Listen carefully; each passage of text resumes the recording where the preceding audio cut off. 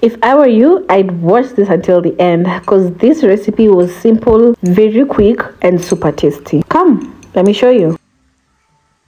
This right here are our starter ingredients. You'll need 2 cups of all-purpose flour. You'll need sugar and salt to taste. I added 2 cups of sugar. You'll need some eggs and butter. We start preparing it with 3. To your cooking pot, add 1 cup of water. You'll then add your sugar and salt. Add in your butter. This is like 1/2 a cup of butter.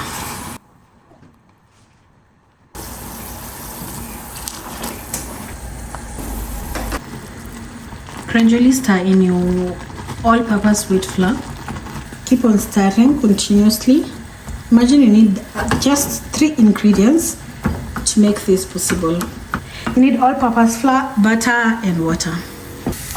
Mix everything up continuously until you have such nice consistency and some kind of dough. You also need to make sure that you don't have any flour balls in your dough.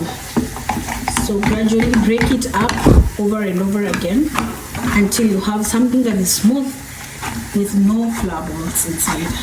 How is your dough looking like? This is how mine is currently.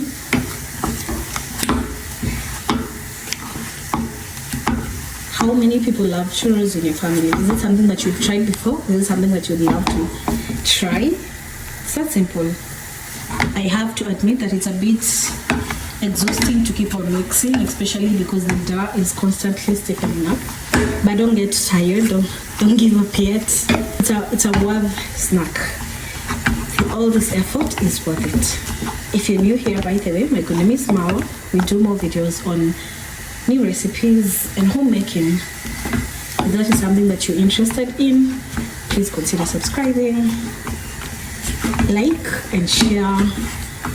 Also check out our previous videos, they're quite amazing, so simple. All ingredients will be included in the description box, please check it out. This is quite ready now. Turn off your heat and give it a few minutes to cool.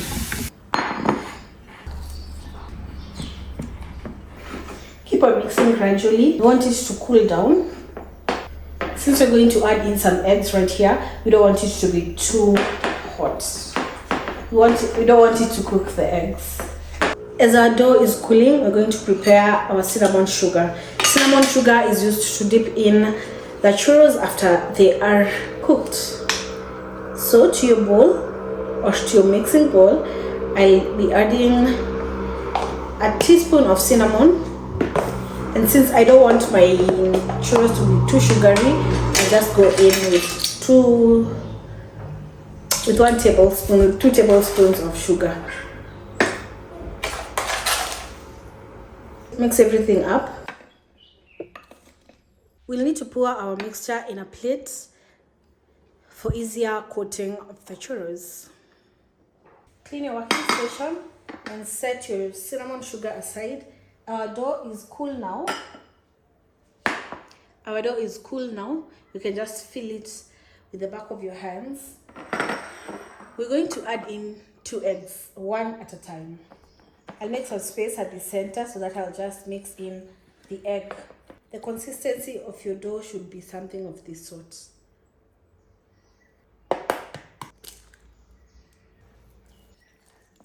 Be patient and mix the egg in until you have a nice consistency of the dough again. From the kind of texture you have, you can either add the second egg or leave it at that point.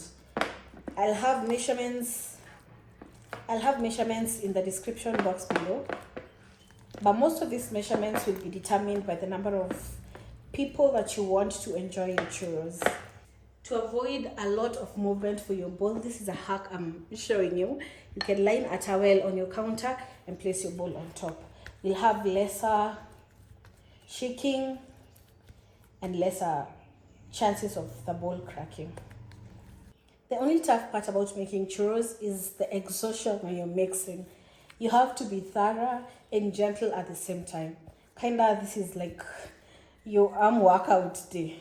Use a more flexible spatula. Can either be rubber, can be plastic, can be silicone. That would be easier to mix with. How is your December so far? I'm enjoying. I'm a little bit under the weather, but I love being in the kitchen too and show that my family enjoys the best. So worth it. I want to also thank you guys. We hit 3,000 subscribers and I am excited. This is a consistency so far. It's kind of light, it's kind of heavy, but it's stretchy. I think in our case, we're only going to use 1 egg. I ended up adding 1 more egg, and this is the kind of consistency we're currently working with. It's kind of cakey, kind of cookie, just something in between. Take your piping bag. This is the tip I'm going to be using today. So your piping bag, and then you put in your dough in here. At this point, your oil should be ready. You should have bubbles. And so you're just going to push something of sorts. So let me show you a proper one. Push all your dough to the tip like that. Then make a nice stick. Then cut a nice stick, cut. Repeat that process for everything. You can make it in different patterns. For this, I went for a nice long spiral churro that you'll be chopping up as a family for dessert, and that would be something interesting for you to do with your kids or with your family. So we cook this under low heat and just give it some time to golden up and look all good. This is our first batch. It was like a trial and error, so it has numerous shades, numerous lengths, but the crunch is there. So yeah, I'm going to dip this in the cinnamon sugar because it has already cooled down. They have already cooled, so I'm just going to dip them in cinnamon sugar.